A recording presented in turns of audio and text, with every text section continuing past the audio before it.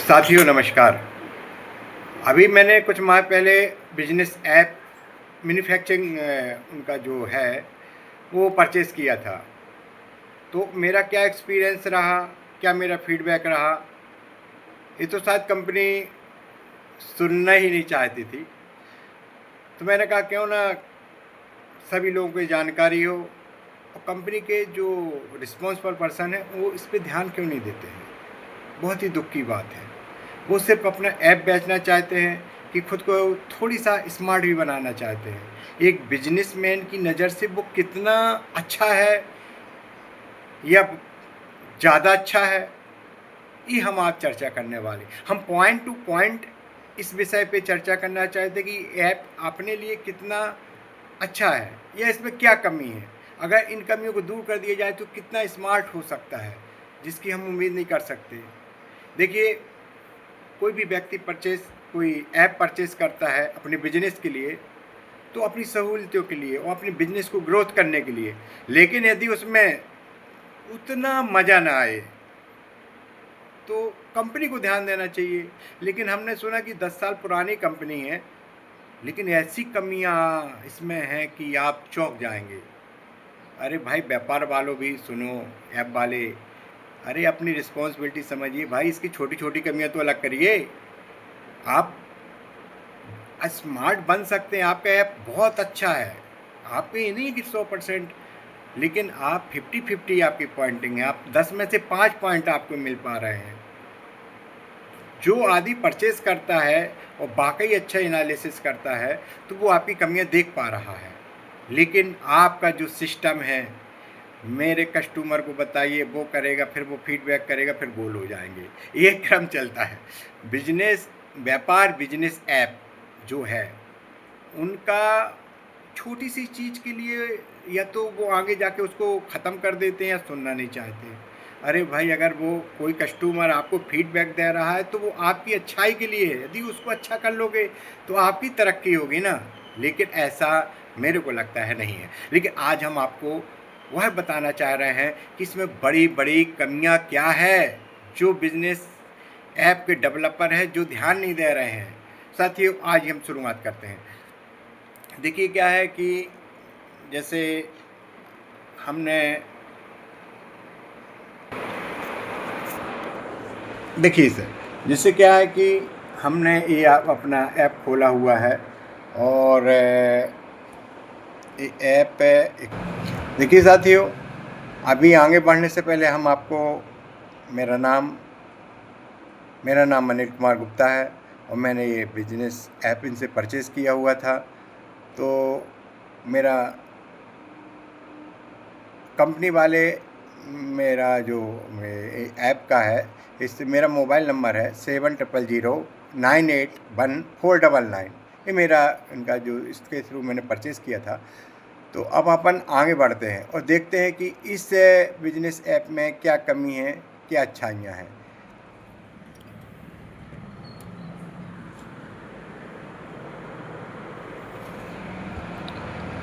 देखिए साथियों, ये व्यापार बिजनेस ऐप है जिसके बारे में हम बात कर रहे थे कि इसमें क्या अच्छाइयाँ हैं, क्या बुराइयाँ हैं। तो सीरियल बात देखिए, क्या सबसे बड़ा पॉइंट ये है कि जैसे हम इसमें पार्टी में क्लिक करते हैं, तो उनका ये बिजनेस आ जाता है कि आपकी किस पार्टी पे कितना लेना देना है। तो इसका सबसे बड़ा देखिए, कहीं नीचे किसी में फिगर है, किसी में जीरो है, किसी में कुछ है, ठीक है ना। देखिए क्या है कि इसको और अच्छापन कर सकते थे यदि इसको अमाउंट वाइज अपन सेटअप करें। कंपनी को इसको ध्यान देना पड़ेगा पहले ये कि भाई ये कैसा है। कहीं जीरो फिगर है, किसी में अब जो फिगर है वो नीचे है, आदमी को एक एक करके पूरा वो ओपन करना। यदि इसका ये होता कि जिसका मैक्सिमम पेमेंट है, ड्यू है, वो सबसे फर्स्ट में आता, स्क्रॉल करेंगे सबसे ऊपर यहाँ मैक्सिमम पेमेंट, फिर उसके बाद जो दूसरे नंबर का पेमेंट मैक्सिमम में है वो आता। तो इस तरह से सभी का जो एक है ये बेटर और अच्छे से हो सकता है। लेकिन इन्होंने इसमें सबसे बड़ी गलती है। अब अपन बात करेंगे दूसरी वाली गलती की। इनकी जो सबसे बड़ी दूसरी गलती है कि जैसे अपन इसमें जाते हैं अपना ये परचेस में, तो परचेस में इन्होंने देखिए क्या है कि अपन ने परचेस किया, ओपन किया, परचेस किया, अब इसमें देखिए क्या है कि पार्टी नेम आता है, इवन बिल नंबर आता है। अरे भाई, एक दिन में अपन ने कोई 10 परचेसिंग की तो उसका सीरियल नंबर तो देना चाहिए ना। यहाँ कोई सीरियल नंबर, यहाँ सीरियल नंबर आना चाहिए था। ये बिल नंबर पार्टी का रहता है। ये पार्टी का बिल नंबर से कोई मतलब नहीं रहता है, पार्टी का बिल नंबर से कोई मतलब नहीं है। लेकिन इसका हमारा सेल्फ सीरियल नंबर यहाँ पे होना चाहिए, जो कि इन्होंने नहीं दिया हुआ है। ये व्यापार की सबसे बड़ी दूसरी गलती है। अब हम देखेंगे इनका तीसरा गलती। अगर अपन कोई प्रोडक्ट मैन्युफैक्चरिंग करते हैं तो उसकी हमको बेटर रिपोर्ट मिल सकती थी, लेकिन इन्होंने उसको, जैसे हम अभी जा रहे हैं रिपोर्ट में जैसे गए तो उसमें इनका जो मैन्युफैक्चरिंग, जैसे हम कोई बैच बनाते हैं तो एक सेकेंड, ये अपन इनका मैन्युफैक्चरिंग में गए। अब मैन्युफैक्चरिंग में ये बता रहे हैं कि आपने ये आइटम मैन्युफैक्चर किया है, ठीक है ना, इस तारीख को किया, इतना केजी किया, इतने पैसा लगा। अरे भाई, ये तो ठीक है, सबको को कितना पैसा है, लेकिन इसमें रन रेट तो लिखना चाहिए, रेट तो लिखना चाहिए कि एक प्रोडक्ट की कास्टिंग क्या आई है। अब हम एक एक में थोड़ी जाएंगे कि जैसे अब अपन ने यहाँ खोला, ठीक है ना, यहाँ भी कहीं नहीं बता रहे कि एक प्रोडक्ट की कास्टिंग क्या आई है। आपने जो मास्टर है, ये भी आपका कहीं भी ये नहीं शो कर रहा है कि एक इस प्रोडक्ट को जैसे हमने बनाया है, ठीक है ना, इस प्रोडक्ट की एक कास्टिंग क्या आ रही है, कहीं भी शो नहीं हो रहा। अब जिनने भी ये बनाया है इसमें काफ़ी कमी ये नज़र आ रही है। अब आपकी रिपोर्ट इसमें भी कहीं नहीं दिखी। यहाँ पे एक कॉलम आपका होना चाहिए था कि जहाँ पे दिख सके कि आपने इतने केजी माल, 20 केजी माल बनाया, इतना पैसा इन्वेस्टमेंट इसका खर्चा आया, एक प्रोडक्ट की इतनी कास्टिंग आई। उससे क्या है कि हमें जो मंथली बाई है प्रोडक्ट कास्ट देख सकते हैं कि यार हमारा बिजनेस में प्रोडक्शन कास्ट महंगी पड़ रही है कि सस्ती पड़ रही है, किस दिन का महंगा पड़ा है, किस दिन का सस्ता पड़ रहा है, ठीक है ना। तो इनकी सबसे बड़ी कमजोरी, मतलब इसमें कमी कहेंगे तो ये कमी नहीं है, अब कमी है। और ये डेट पहले आना चाहिए, बाद में प्रोडक्ट आना चाहिए, ताकि हम डेट बाय डेट देख सकें यहाँ पे पहली नज़र में कि इनका किस तारीख को कौन कौन सा बैच बना है। ये उल्टा है, और इन्होंने यहाँ पे रेट भी नहीं दिया है। तो तीसरा, मैन्युफैक्चर कोई भी आदमी करता है तो उसमें एक देखता है कि यार हमारा आज जो काम हुआ, जैसे 19 तारीख को हुआ, तो उसका एक प्रोडक्ट की कास्टिंग क्या आई है, वो यहाँ पे सिस्टम नहीं है। तो फिर इसका क्या मतलब निकला। आप कहीं ये चीज़ नहीं दे रहे कि हमने आज हमारा ये जो प्रोडक्ट बना है इसकी कीमत क्या आ रही है एवरेज, वो भी नहीं है। तो इनका तीसरा सबसे बड़ी कमी यही है। अब हम बात करेंगे और आगे, अब हम आगे इस पे बात करना चाह रहे हैं कि जैसे हम किसी को कोई प्रोडक्ट सेल करते हैं, जैसे हमने सेल किया, अब इस प्रोडक्ट पे हमने जैसे कोई हमारा खर्चा आया, सपोज ये है कि हमने इस पे 500 रुपये और खर्चा किए इस माल को बेचने के लिए। तो इसको जब माल बेचने के लिए हमने 500 खर्चा किए तो इस बिल में ही आना चाहिए कि ये हमने कहीं पे देखिए। उसका कारण ये है कि इसकी जो प्रॉफिट एंड लॉस रिपोर्ट है तो वो गलत बता रही है। इसका प्रोडक्ट जैसे अपन इसका देखेंगे कि जो इनका प्रॉफिट एंड लॉस रिपोर्ट है वो गलत बता रही है। जैसे हमने बिल बाई प्रॉफिट रिपोर्ट देखेंगे कि ए कहने का मतलब एक ये है कि जैसे हमने इनको ये प्रोडक्ट बेचा, ठीक है ना, RS इंटरप्राइज को बेचा, इनका रिपोर्ट देखना है। तो इनका जैसे हमने देखा कि 25,488 का हमने माल बेचा, 7100 रुपये इनका हमको टोटल कॉस्ट बता रहा है कि ये टोटल हमको जो प्रॉफिट बता रहा है वो 14,498, 25,000 में 14। अब इसमें जो एक्सपेंस है वो चूँकि एक कॉमन डालते हैं ऐप में, इसी में अगर जब ये हमने माल सेल किया था वहीं पे इस पे जो अपना खर्चा आया, एक्सपेंस आया, वो इसी बिल में जो एक्सटर्नल एक्सपेंस आते हैं, जैसे अपना ट्रांसपोर्टिंग हो गया या कुछ हो गया, इसी बिल के साथ में अगर ऑप्शन होता तो वो डाटा यहाँ माइनस हो जाता, वो अमाउंट यहाँ माइनस होता, तो जो प्रॉफिट रिपोर्ट है ये परफेक्ट बताता है। लेकिन ये परफेक्ट जो रिपोर्ट है ये गलत बता रहा है। इसका कारण ये है कि इन्होंने जो एक्सपेंस है वो कॉमन डाले हुए बिल में नहीं डाले, तो बिल टू बिल जो प्रॉफिट है ये टोटल गलत बता रहा है। अब आप बताइए कि जैसे हमने इनको 25,000 का माल बेचा है, अब ये बता रहा है कि 14,000 की प्रॉफिट है। तो आप एक चीज़ ये बताइए कि जैसे हमारा इसमें 8,000 रुपये ट्रांसपोर्टिंग खर्चा आया, तो वो ट्रांसपोर्टिंग इस बिल में ऐड होता तो और बेटर ये परफेक्ट फिगर बताता, लेकिन ये गलत रॉन्ग रिपोर्ट बता रहा है। अब आप देखिए जैसे क्या है, हमने ये आइटम बेचा ठीक है ना। तो इसमें उसमें एक्सपेंस डालने का ऑप्शन आना चाहिए था इसी में। तो उससे क्या है कि जैसे अगर इसमें हम डालते, एक्सपेंस डालने का करते काम, जैसे हमने ये बिल खोला है तो इसमें अगर अपन इसी में डालते एक्सपेंस यहाँ कहीं भी, और ये एक्सपेंस इस पार्टी के खाते में न जोड़ के ये हमारे एक्सपेंस डिवीजन में चला जाता, और जब ये बिल वाइज प्रॉफिट बनाता तो यहाँ से वहाँ पे जाके माइनस करता, तो इसका परफेक्ट बिल वाइज प्रॉफिट एक परफेक्ट राइट बनाता। लेकिन ये टोटल इनका यहाँ पे सुधार की ज़रूरत है और इन्होंने इस पर ध्यान नहीं दिया है। अब आप जैसे हम मैन्युफैक्चरिंग करते हैं, तो जैसे हमने कोई प्रोडक्ट मैन्युफैक्चरिंग किया, जैसे हमने एक एग्जाम्पल कर लिए कि हमने जैसे यहाँ पे एक प्रोडक्ट को मैन्युफैक्चरिंग किया। अब आप मैन्युफैक्चरिंग का इनका जो मास्टर खोलेंगे, हमने मास्टर खोला हुआ है, जैसे हमने यहाँ पे ये डाला हुआ है। अब आप एक चीज़ इसमें बताइए कि इनका जो इस प्रोडक्ट की वैल्यू जो है एक नहीं आ रही है। अब आप देखिए कि मैन्युफैक्चरिंग वाला जो हमने इनका मास्टर खोला हुआ है, तो उसमें ये बैच नंबर देना चाहिए था कहीं पे, लॉट नंबर की जो माल बन रहा है उसका नंबर क्या है। जैसे भाई हमने एक माल बनाया तो उसका एक नंबर रहता है, serial number, lot number, batch number, कुछ भी कह सकते हैं।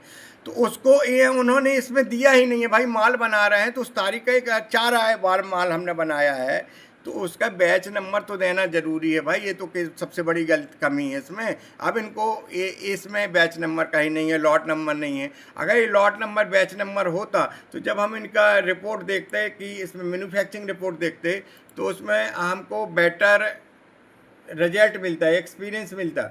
अब हम देखेंगे कि जो इनका बैच नंबर वाई में जाते हैं हम, तो ये अपन गए इनका मैन्युफैक्चरिंग रिपोर्ट में। अब मैन्युफैक्चरिंग रिपोर्ट में इनका लॉट नंबर नहीं है। अरे भाई ये लॉट नंबर किसका है ये तो जानकारी होना चाहिए। इसमें ना लॉट नंबर है ना स्ट्राइक रेट है, ये कमी है चौथी। अब इनकी पांचवी सबसे बड़ी इनकी कमी हम बता रहे हैं कि चलो भाई आपने ये तो लिख दिया कि टोटल सेल इतना है, इतना ये सब चीज़ फिगर है। अब आप एक चीज़ ये बताइए कि हमको किस पार्टी से कितना पेमेंट लेना है, ठीक है ना। जैसे अपन पार्टी वाइज करते हैं, तो पार्टी वाइज करते हैं तो इनका ये निकल आया कि आपको इतना इतना पेमेंट लेना है। अरे भाई इसका नीचे टोटल दे दो कितना लेना है। तो हमको जो बिजनेसमैन रहता है वो देखता है यार हमारा ज़्यादा उधारी हो गया है, ज़्यादा क्रेडिट हो गया है, तो उसको पूरा नहीं खोलना पड़े, उसको देखे कि इस पार्टी से इतना इतना लेना, सबसे ज़्यादा इससे लेना, फिर उससे लेना, फिर इससे लेना, और टोटल ये आ रहा है। तो एक कॉलम अगर यहाँ आ जाए कि टोटल आपका इतना उधारी हो गया, भाई थोड़ा ध्यान दीजिए बिजनेस में, तो ये आदमी रोजाना सुबह आके यही बिजनेस खोलता है कि हमारा उधारी कितना हो गया, ठीक है ना। तो इसमें ये सबसे बड़ी कमी है, ठीक है ना। अरे यार दूर रहा ना यार। अभी बैलेंस शीट अपन खोलते हैं तो इसमें बताता है कि आपका फिक्स एसेट इतना है, आपका 70 डेबिटर इतना है, ठीक है। तो ये अलग अलग चीज़ें यहाँ पे बताता है।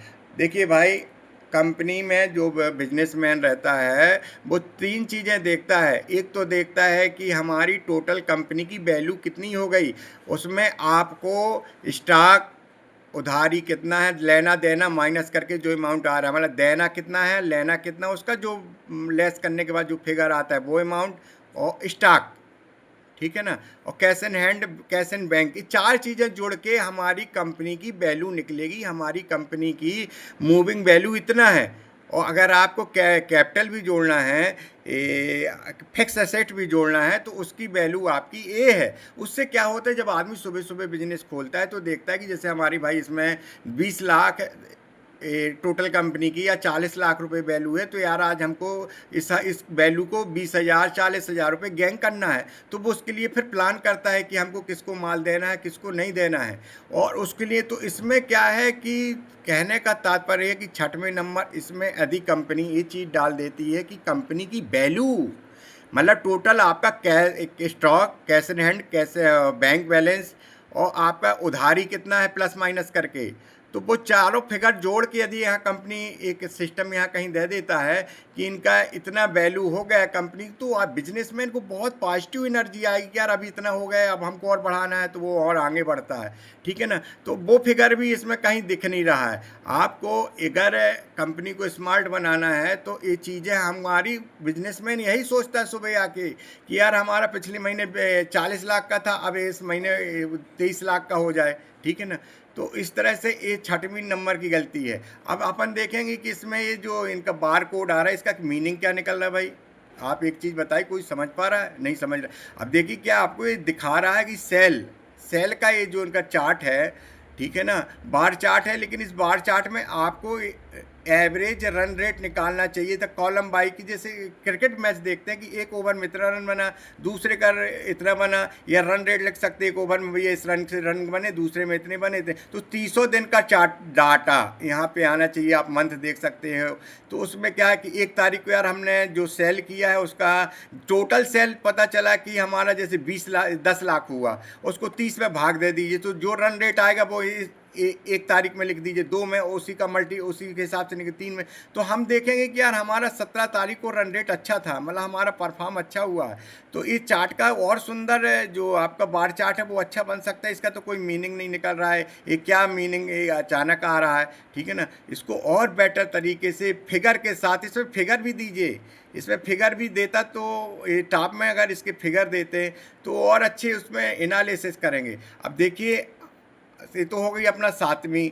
अब हम देखिए क्या 8वीं जो है कि अपन 8वीं कम ऐसा कंपलसरी नहीं, इसमें बहुत सी और अच्छा सुंदर बना सकते हैं। ठीक है ना, तो अपन हर चीज़ का वीडियो नहीं बना सकते, लेकिन कुछ भी अपन शॉर्टकट में कहेंगे तो यही कह सकते हैं कि इस ऐप में बहुत सी सुधार की ज़रूरत है और जो कंपनी को ध्यान देना पड़ेगा। लेकिन आप ना सीरियल नंबर दे रहे हैं, ना लॉट नंबर दे रहे हैं, ना मैन्युफैक्चरिंग में प्रोडक्ट कास्टिंग दे रहे हैं, और ना टॉप मीनू में आप टोटल कंपनी की वैल्यू दे रहे हैं। और इस सब चीज़ों के फिगर होंगे तो और स्मार्ट बन सकता है। ऐसी बहुत सी चीज़ें हैं जो कि इसमें सुधार की ज़रूरत है। और मैं चूँकि ऐप का इसका यूज कर रहा हूँ तो शायद मेरी बात कंपनी सुनेगी।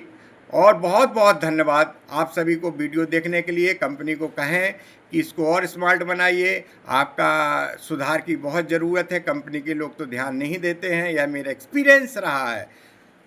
बस मेल कर दीजिए, कंप्लेन लिख दीजिए। देखिए ऐसा नहीं होता, हम आपके हित के लिए बता रहे हैं कि आप ये डेवलपमेंट करेंगे और नए लोगों के पास ये सॉफ्टवेयर जाएगा तो वो लोग बहुत खुशी हो, आपका सॉफ्टवेयर ज़्यादा बिक सकता है। इस पे ध्यान दीजिए। और अब बहुत बहुत धन्यवाद आप सभी का।